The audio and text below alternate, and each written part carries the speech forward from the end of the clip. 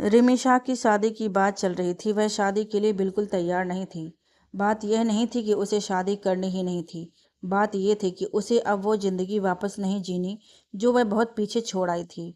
हर कोई रिश्ते को लेकर आता, कोई कहता बहुत अमीर है तो कोई कहता कि उसके कोई बच्चा नहीं तो तुम्हारे बच्चे को ही वारिस कहा जाएगा। हाँ, रिमिशा तलाकशुदा थी। उसकी पहली शादी से बच्चा था, अपनी जान से भी ज़्यादा प्यारा। उसकी पूरी दुनिया उसी के इर्द गिर्द घूमती रहती थी।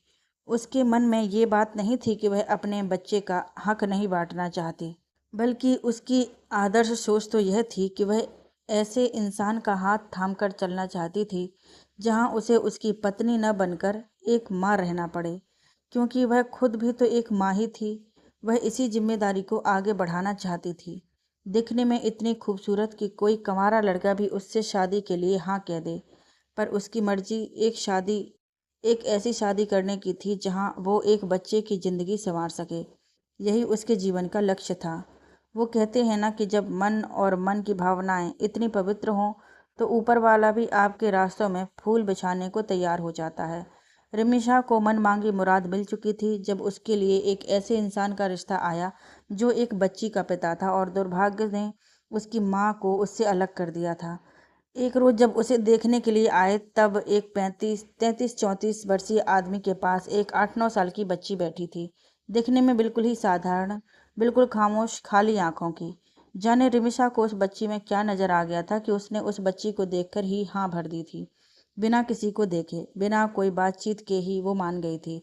जब लड़के और उन दोनों को आपस में मिलवाया गया तब वह एक बात कहकर ही खड़ी हो गई थी कि आपकी पत्नी नहीं, ख्याति की माँ बनने के लिए यह शादी करूंगी। वह शख्स भी आंखों में जाने क्या क्या भाव लिए उसे देखते ही रह गया। उसके जीवन में ने भी उसे बुरे बुरे अनुभव दिए थे शादी को लेकर। अब वो सोचने को मजबूर हो गया कि एक ही दुनिया में अलग अलग तरह के लोग कैसे। उसका मन और आंखें भर आई थीं। वह बस हाथ जोड़कर कमरे से निकल गया। बाहर दोनों का रिश्ता पक्का कर दिया गया। रिमिशा तो ख्याति को पास बुलाने की तरकीब सोचे जा रही थी, पर वह अपने पापा को छोड़ने के लिए तैयार ही नहीं थी। शायद उनसे ज़्यादा लगाव था। होगा भी क्यों नहीं। बच्चों के कोमल मन पर जब कोई एक बस जाए तब वह जल्दी से किसी दूसरे पर नज़र नहीं उठा पाता। रिमिशा समझ चुकी थी कि जो राह उसने चुनी है वह बिल्कुल आसान तो नहीं थी, पर वह भी पीछे हटने वालों में से कहाँ थी। रिश्ता तय होने के साथ वह लड़के से कम और उस बच्ची से ज़्यादा घुलने मिलने की कोशिश करती। वह जब भी वीडियो कॉल पर आती तब उसे देखकर हाथ जोड़ती या उसके सवालों का जवाब हाँ कहकर भाग जाती। शायद इतना ही सिखाया गया था उसे। रिमिशा की मेहनत पर पानी फिरता नजर आता, पर वह यूं ही हार नहीं मान सकती थी। उसने सोचा, दूर रहने और साथ रहने में बहुत फर्क होता है। शायद यही वजह है ख्याति के दूर दूर रहने की। शादी के बाद वह सब ठीक कर देगी, ये सोचकर वह नई उमंग से भर जाती थी। यूं ही वक्त गुजरता गया। कुछ वक्त बाद बहुत कम मेहमानों की उपस्थिति में शादी भी बहुत साधारण तरह से हुई थी। बात तो उसने कही थी कि वह सिर्फ माँ की हैसियत से है, पर सच तो ये भी था कि वह एक बहू और पत्नी भी बनकर आई थी।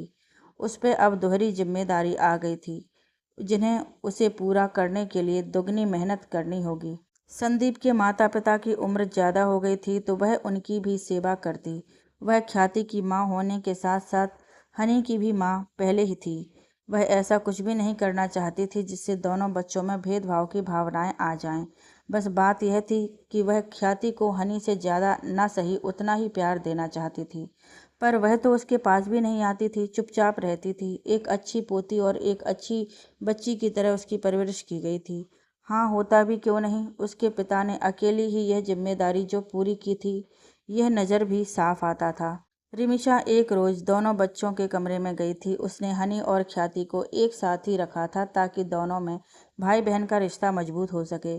सब कोई की नज़र में सौतेले भाई बहन के रिश्ते को लेकर बहुत सारे सवाल होते हैं। वह उन सब का जवाब इन दोनों भाई बहन के बंधन को मजबूत बना कर देना चाहती थी। दोनों बच्चे आपस में एक दूसरे को भैया दीदी संबोधित करते थे। यह बात सबसे अच्छी थी। संदीप और उसके माता पिता ने भी इसकी तारीफ की थी। रिमिशा एक रोज बच्चों के कमरे में गई थी तब उसने देखा ख्याति के पास कुर्ते और सलवार कमीज जैसी ड्रेसेस हैं। उसने बहुत कोशिश की मगर बच्चों जैसे कपड़े न मिल सके। इसका कारण भी शायद संदीप था। उसे पता नहीं था कि बच्चियों के कपड़ों का ध्यान कैसे रखा जाता है। फिर अचानक ख्याति कमरे में आ गई। रिमिशा को देखकर भागने वाली थी कि रिमिशा ने उसे रोका। ख्याति, बच्ची वहीं रुक गई। बच्चा, मेरे पास आते क्यों नहीं हो आप? उसने घुटनों के बल बैठकर पूछते ही कहा। पर वो चुप थी। रिमिशा ने आज उसे ध्यान से देखा था। सांवली सी रंगत वाली छोटी छोटी आंखों से वो जमीन को देख रही थी, साथ ही अपने छोटे छोटे हाथों की उंगलियों को उलझा रही थी। अब ऊपर देखा तो नजर गई उसके बाल बहुत छोटे थे। रिमिशा को बड़ा प्यार आया। कहाँ तो उसका सपना था कि उसकी बेटी के बाल वो बड़े रखेगी, उस पर तरह तरह की हेयर स्टाइल बनाएगी और कपड़े कपड़े तो फ्रॉक, स्कर्ट, जीन्स, जाने क्या क्या पहनाएगी। पर ये क्या, ये तो बिल्कुल ही साधारण थी। पर उससे ज़्यादा मासूम उसे कोई और लगा ही नहीं। उसने आज भी वही कुर्ता पहना था, जब वो उसे देखने आई थी तब पहना था। एक खिंचाव महसूस होने लगा था उसे। वो उसे देखने में खो गई थी, इससे बेखबर कि वो बच्ची की बेचैनी बढ़ा रही थी। वो जाने को हुई तब रिमिशा वापस बोली, आपके बाल छोटे क्यों हैं बेटा? पापा को चोटी बनानी नहीं आती ना? वह बड़ी मासूमियत से बोली थी। इधर रिमिशा का दिल पिघल गया था। बच्चा, आपको फ्रॉक पसंद नहीं है, जो आप बड़ी दीदियों की तरह सूट पहनते हो? वह उसके कपड़ों की तरफ इशारा करते हुए बोली। वो दादी बोलती हैं सूट की आदत डालनी चाहिए, आगे वही तो पहनने हैं, कहकर वो जल्दी से भाग गई। रिमिशा सोच में पड़ गई। ये क्या, इसका मतलब ख्याति उन सभी की मर्जी से रहती है। उसे सच में मेरी ज़रूरत है, ताकि वह उसका बचपना और उसकी पसंद नापसंद बाहर ला सके, उसे बच्चों की तरह रहना सिखा सके, जिद करना, फरमाइश करना, अपने पसंद के कपड़े खिलौनों के लिए कहना सीख सके। ख्याति गुमसुम रहती थी, जिसके पीछे वजह भी थी। जब वह स्कूल जाती तब उसे सब बच्चे ख्याति से कहते थे, अरे ख्याति, तुम्हारे लिए दूसरी मम्मी लाए हैं ना? एक बच्चे ने पूछा। हाँ तो, ख्याति मासूमियत से कहने लगी, अरे मैंने मेरी मम्मी से सुना है, दूसरी माँ को सौतेली माँ कहा जाता है। दूसरा बच्चा आंखें बड़ी बड़ी करते हुए कहता है। पर क्यों? ख्याति जानने की इच्छुक थी। क्योंकि वो हमारी असली माँ नहीं होती ना। वो तुझे मारेगी, तुझे खाना भी नहीं देगी। तू तो लड़की है भी है, तुझसे घर के काम करवाएगी, एक बच्ची बोली। और इसका भाई भी आया है। अरे फिर तो वो उसी का ध्यान रखेगी, वो उसकी असली माँ है और तेरी सौतेली माँ। ख्याति को सारे बच्चे यही सिखाते रहते थे। उसके मन में नई माँ की जगह सौतेली माँ शब्द जैसे शब्द ने जगह ले ली थी। वह अब उससे और भी दूर रहती थी। शादी के पहले भी वह उससे बात नहीं करती थी, अब तो वह साथ रहते थे, उसका डर बढ़ता जा रहा था। वह हनी से भी कम बोलती थी। 1 हफ्ते हो गए, अब वो ज़्यादा खामोश रहने लगी। रिमिशा उसे देखकर परेशान होती रहती। वह बच्चों वाली हरकतें करती ही नहीं थी, कुछ ना कुछ करती रहती थी, ना तो खेलना ना ही कोई बदमाशी करना। जो भी बनता था वह खा लेती थी। उसके उलट हनी जिद करके कुछ न कुछ बनवा लेता। ख्याति को ये देखकर बच्चों की बातें याद आती। वो उसकी असली असली माँ हैं और तेरी सौतेली माँ आपको खाना नहीं देगी। रिमिशा उससे पूछती, आपको नहीं खाना? नहीं, वह मुंह लटकाए बोलती। रिमिशा को अब चिंता होने लगी थी। वह संदीप से कहती मगर उसे तो ख्याति के इस व्यवहार की आदत थी। उसे कुछ भी अजीब नहीं लगा। एक रोज स्कूल जाते वक्त रिमिशा ने उसे रोककर पूछ ही लिया था, बच्चा, आपको लंच के लिए कुछ स्पेशल नहीं बनवाना? सब बच्चे भी तो लाते होंगे ना? हाँ, पूर्वा नूडल लाती है, अक्षय इडली और अमित वो तो पता है। ख्याति अपने दोस्तों के बारे में बताते हुए खुश थी। ये रिमिशा ने देखा, पर वो अचानक ही कहते कहते चुप हो गई। क्या हुआ, आपको कुछ नहीं चाहिए? हनी भी तो बनवाता है ना? हाँ, आप उसकी सगी माँ हो ना, इसलिए बनाती हो। मेरी तो सौतेली माँ हो ना, मुझसे आप उतना प्यार थोड़ी करती हो। ख्याति बिल्कुल ही मासूमियत से कहकर सरपट भाग गई। उसकी स्कूल बस आ चुकी थी। रिमिशा खड़ी खड़ी देखती रह गई। हे भगवान, ये क्या बोल गई वो? उसके कानों में सौतेली माँ शब्द हथौड़े की तरह वार किए जा रहा था। जाने किसने ख्याति के मन में ये भरा है, तभी वो ऐसे रहती है। वह यही सब सोच मिटाने को ही तो आई थी, इसीलिए तो शादी की थी उसने। उसके जीवन का लक्ष्य यही था कि वह समाज से और हर किसी के मन से यह निकाल सके कि माँ सिर्फ और सिर्फ एक माँ होती है, सौतेली माँ जैसी कोई चीज़ नहीं होती। आज जो लोगों की सोच है कि अपने बच्चे को प्यार सिर्फ उसकी माँ ही दे सकती है, वह यही तो ख़त्म करने आई थी। सगीर सौतेले जैसे शब्दों से उसका कोई ताल्लुकात ही नहीं था। वह यह बताना चाहती थी कि माँ सिर्फ माँ होती है, उसे तो बच्चे ही चाहिए। इससे क्या फ़र्क पड़ता है कि वह उसके हैं या नहीं। जिस शख्स से अपनेपन की खुशबू आती है, उससे उसका नाता रूह से जुड़ जाता है, और फिर रिश्ता दिल का होता है, लगाव का होता है, खून का नहीं। नहीं, वह कमज़ोर नहीं पड़ सकती। ये तो शुरुआत थी उस पहली सीढ़ी की जिसकी मंजिल बहुत दूर थी। वह नहा धोकर बच्चों के स्कूल पहुंच गई। वहां क्लास की खिड़की से ख्याति को देखती रही। यहाँ भी वो बिल्कुल खामोश थी। शायद उसके दिल में वो बातें घर कर गई थीं। वह प्रिंसिपल ऑफिस गई तब उसके आश्चर्य का ठिकाना न रह गया जब मैडम भी यही बोली, आप ख्याति की स्टेप मदर हैं। रिमिसा से रहा ना गया, वह बोल उठी, मैडम माफ़ करना, पर आपको प्रिंसिपल बना किसने दिया। एक्सक्यूज़ मी, प्रिंसिपल बिफर पड़ी। No excuse ma'am. जब आपके ही मन में यह है तो आप अपने बच्चों तक भी यही पहुंचाएंगी ना। मेरी बच्ची डिप्रेस्ड हो गई है। यहाँ के बच्चे उसे मेरे बारे में जाने क्या क्या कहते हैं।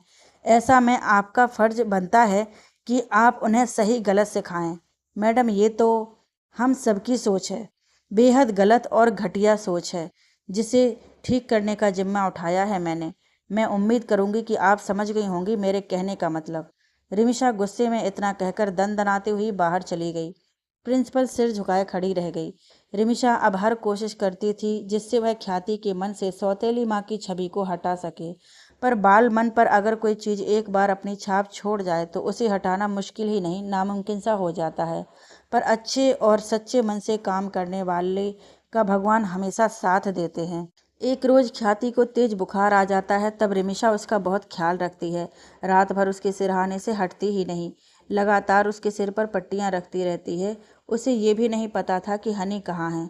उसे आज ख्याति की ज़्यादा चिंता हो रही थी। तभी होती भी क्यों नहीं, जब माँ के दो बच्चों में से एक बीमार पड़ जाए तब उस माँ को उसकी ज़्यादा चिंता होगी ही। हनी कहने को तो 9 साल का था, मगर उसकी आदत थी जब तक रिमिशा से चिपक कर नहीं सोता तब तक उसे नींद नहीं आती थी। आज उसके बगैर सोना था तो वह मायूस होकर बैठ गया था। संदीप उसे अपने कमरे में ले गया। उन दोनों का रिश्ता भी तो नया ही था। पापा नाम के नए प्राणी से वह भी अनभिज्ञ ही था। उसके मन में भी पापा की एक ही छवि थी, वो थी डराने वाली। कभी ऐसा हुआ तो नहीं था, पर स्कूल में तो वो भी जाता था उसे जहाँ उसके दोस्त भी उसे ये अनमोल ज्ञान दे ही देते। पापा ना बहुत स्ट्रिक्ट होते हैं, बहुत गुस्से वाले होते हैं और भी जाने क्या क्या। बस तो फिर और क्या था। वह भी कम ही बोलता था, पर उसका वहम भी आज दूर हुआ जब संदीप ने उसे खेलने के लिए फ़ोन दिखाया। हनी के चेहरे पर शरारती मुस्कान दौड़ आई क्योंकि रिमिशा उसे फ़ोन देखने से मना करती थी। वो उछलकर फ़ोन लेके बैठ गया। कभी फ़ोन में रेसलिंग वाला गेम खेलता, कभी फ़नी वीडियोस देखता जिससे वो खूब हंसता। संदीप ने उसका ये रूप आज ही देखा था। वह उसे देखकर निहाल होता जा रहा था। देर रात तक उसे भी नींद आने लगी तो उसका छोटू सा मुंह देखकर संदीप ने अपनी बाहें फैला दी, जिसमें हनी सिमटकर सो गया। दोनों को ही नींद आ गई। रात के किसी पहर में जब संदीप उठा तो हनी की बलाएं लेकर उसे बेड पर ही सही से सुलाकर ख्याति को देखने चला गया। जो उसने वहां देखा उसे देखकर उसका पिघलना तय था। ख्याति रिमिशा की गोद में आराम से लेटी थी, जैसे वो अपनी माँ के साथ सोया करती थी। संदीप की आंखें और दिल दोनों ही भर आए थे। उसे हमेशा से इसी बात की तो चिंता थी कि ख्याति के लिए एक अच्छी माँ मिल जाए जो उसे अपने पूरे दिल से अपना ले। आज उन्हें ऐसे देखकर वह निश्चिंत हो गया था। रिमिशा को चुनकर उसने कोई गलती नहीं की थी, बल्कि रिमिशा ने खुद ही तो ख्याति को चुना था। तब वो संशय में था कि एक लड़की सिर्फ बच्ची के लिए शादी कैसे कर सकती है, पर आज वो खुद उसके आगे झुकने को विवश हो गया था। रिमिशा की अच्छाइयाँ और कोशिशों का वो शुरू से ही कायल था, पर आज कर्जदार हो चुका था उस माँ का जिसने अपने बेटे से ऊपर उसकी बेटी को चुना था। वह वापस कमरे में लौट गया। हनी के गालों को छूकर बोला, आप दुनिया के सबसे खुशनसीब बच्चे हो जो आपको इतनी अच्छी माँ मिली है, और आपके हमारी ज़िंदगी में जुड़ने से मेरी बच्ची को भी वो माँ मिली है। सुबह तक ख्याति का बुखार उतर चुका था। हनी जब उसके कमरे में आया तो बोला, मेरी मम्मी आपको ज़्यादा प्यार प्यार करती हैं दीदी। वो मासूमियत से उसे देखने लगी।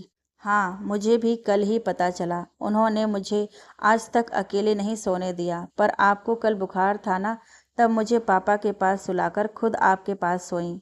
ख्याति को विश्वास ही नहीं हुआ था। हाँ, रात भर उसे किसी की मौजूदगी महसूस तो हुई, पर उसे लगा कि दादी होंगी। पर वो होंगी, उसे ये नहीं लगा था, क्योंकि वह तो उसके पास गई ही नहीं थी। तो उनका स्पर्श कैसे याद होता? मतलब सारे बच्चे गलत कहते हैं, सौतेली माँ हनी से नहीं मुझसे ज़्यादा प्यार करती है। वो यह सोचकर होले से हंसी थी। उसी वक्त दरवाजे पर खड़ी रिमिशा ने उसे देख लिया था। वो तो भागकर उसके गले लगना चाहती थी। उसकी इस छोटी सी मुस्कुराहट ने उसकी सुबह बना दी थी। पर जल्दबाजी ठीक नहीं थी। वह चुपचाप अंदर गई और दूध का गिलास पकड़ाकर बोली, अब कैसे हो बच्चा? अब ठीक है नई माँ, ख्याति ने नमी नमी भरी आंखों से कहा। उधर रिमिशा के सब्र और आंखों का बांध टूट पड़ा। आज पहली बार ख्याति ने उसे कुछ कहा था। भले ही नई माँ कहा, मगर उसमें माँ शब्द सम्मिलित था, जिसमें ही तो समाई थी रिमिशा की पूरी दुनिया। वह ख्याति के गले लग गई थी। ख्याति भी नासमझ सी उससे चिपकी रही। रिमिशा ने उसे आज स्कूल भी नहीं भेजा था। दोनों बच्चों को नहला धुलाकर ब्रेकफास्ट पर बैठा दिया। आज उसकी पहली फरमाइश पर गाजर का हलवा बना था। ख्याति बड़े चाव से खा रही थी, हनी को खिला रही थी। हॉल में बैठे संदीप के माता पिता रिमिशा को आभारी नज़रों से देख रहे थे, जैसे धन्यवाद कर रहे हों बच्ची में बचपना जगाने के लिए, घर को फिर से घर बनाने के लिए। तभी संदीप घर लौटा था। वह रिमिशा को आंखों से ही शुक्रिया अदा कर मुस्कुराते हुए बच्चों के साथ बैठ गया। उनकी शादी को 6 महीने होने आए थे। रिमिशा ख्याति के साथ जोड़ने और संदीप हनी के साथ जोड़ने की कोशिश में थे। रिमिशा ख्याति के बालों का खास ख्याल रखती थी। उसकी मेहनत रंग भी लाई थी। उसके बालों की अब चोटी बनने लगी थी। ख्याति की हमेशा से ख्वाहिश थी कि स्कूल में चोटी बनाकर जाए, जो अब पूरी हो गई थी। अब वह खुश रहने लगी थी। उसकी खुशी में अब इजाफा होने को आया था, जिसमें मज़े की बात यह थी कि हनी और ख्याति का जन्मदिन एक साथ ही आता था। रिमिशा ने ख्याति को उसके जन्मदिन पर बहुत सारे फ्रिल की घेरदार फ्रॉक दिलवाई थी और खुद ने भी उसके मैच के रंग की साड़ी पहनी थी।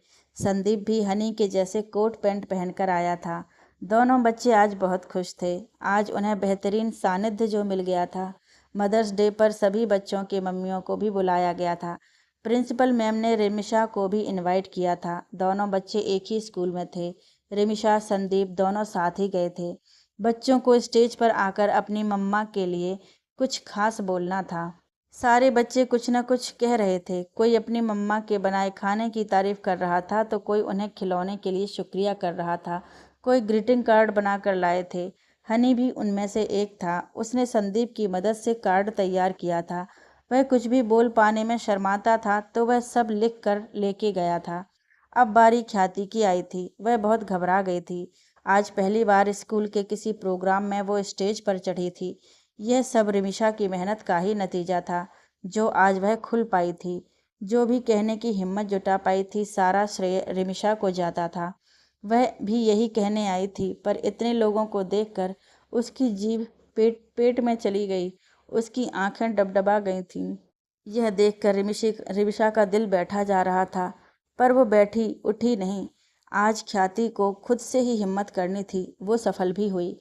सबको विश किया और कहना शुरू किया, मुझे सभी ने बोला था कि मम्मा भगवान जी के पास चली गई हैं, तो अब मुझे कोई प्यार नहीं करेगा। पर मेरे लिए तो भगवान जी खुद ही मम्मा बनकर यहाँ आ गए हैं। मुझे सौतेली माँ के बारे में बहुत कुछ कहा, पूर्वा, अक्षय, अजय ने, पर उन्हें भी उनकी मम्मा ने ही कहा होगा ना। मैं आप सबको बताना चाहती हूँ कि मेरी ज़िंदगी में मुझसे कोई सबसे ज़्यादा प्यार करता है, और कोई है जिससे सबसे ज़्यादा मैं प्यार करती हूँ। वो है मेरी नई माँ, जिन्होंने मुझे जिद करना सिखाया, मुझे मेरे पसंद के कपड़े खिलौने दिलाए, मेरे बालों की चोटी बनाई। वह दोनों चोटियों को ऊपर करके कहती है तो सब कोई खिलखिला उठता है। और हनी भैया सच्ची कहते हैं, वो मुझे उनसे भी ज़्यादा प्यार करती हैं, है ना नई माँ? ख्याति ढेर सारी मासूमियत लिए दोनों हाथों को फैलाकर पूछ रही थी। बच्चा, आपकी मम्मा का नाम बताओ, उन्हें बुलाते हैं स्टेज पर। प्रिंसिपल मैम ने कहा। बहुत हार्ड नाम है उनका, पर आज मैं एक नया नाम देती हूँ, ऋषि माँ। माइक में उसकी निश्चल सी आवाज़ में हर किसी का दिल जीत लिया था। संदीप का चेहरा आंसुओं से भीग चुका था। उसने खुद अपनी बच्ची को पहली बार इतना बोलते सुना था। उसे आज खुद पर और अपनी किस्मत पर गर्व महसूस हो रहा था, क्योंकि उनकी खुशकिस्मती बनकर रिमिशा जो आई थी उनकी ज़िंदगी में। रिमिशा तो स्तब्ध रह गई थी। नहीं, रिमिशा कहाँ रह गई थी, अब तो वो ऋषि माँ बन चुकी थी, ख्याति की नई माँ। उसके प्यार ने आज उसे नया नाम दे दिया था। उसे ये नाम अपने जन्म नाम से कहीं ज़्यादा प्यारा लग रहा था। वो रोते हुए स्टेज की तरफ बढ़ गई। आज ख्याति को हक से गले लगा लगा रही थी। उसके चेहरे पर प्यार को बौछार कर देना चाहती थी। सबको बता देना चाहती थी कि बच्चा सिर्फ बच्चा ही होता है, अपना या पराया नहीं होता। उसने यह बात महसूस ही नहीं की थी, बल्कि जी भी थी। उसकी ज़िंदगी को आज सही मायने मिल चुके थे। ख्याति की माँ बनने के बाद उसे खुद के माँ होने पर और भी ज़्यादा गर्व होने लगा था। भगवान को शुक्रिया अदा करने लगी थी कि उसे इस नेक काम के लिए उन्होंने चुना था। वो पूरे समाज से सौतेली माँ की बनी बनाई छवि को मिटाकर नई माँ, प्यारी माँ जैसा किरदार कायम करने के लिए आई थी, और आज वो सही मायने में कामयाब भी हो चुकी थी। आंसुओं और मुस्कान के साथ दोनों माँ बेटी एक दूसरे को गले लगाए खड़े थे, और वहाँ मौजूद हर औरत को आज अपनी सोच पर शर्मिंदगी महसूस हो रही थी। वहीं संदीप हनी को अपनी गोद में उठाए उन दोनों के लिए तालियां बजाने लगे थे।